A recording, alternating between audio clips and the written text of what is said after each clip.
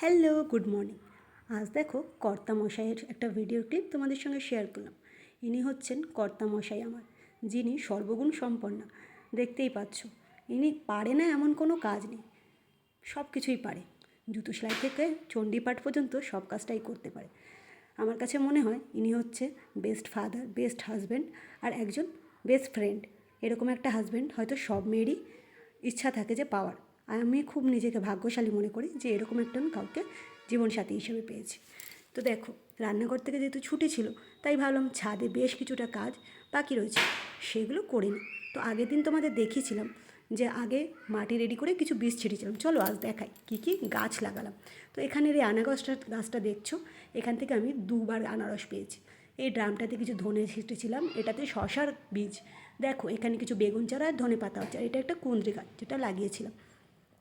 আর এই ছাদ বাগান করতে আমার আর আমার কর্তামশাইয়ের খুবই ভালো লাগে।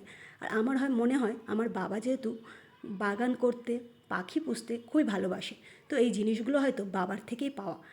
তো বাবার থেকে পাওয়া, সেই জন্য ছোটোবেলা থেকে এগুলোর প্রতি ইন্টারেস্ট একটু বেশি ছিল।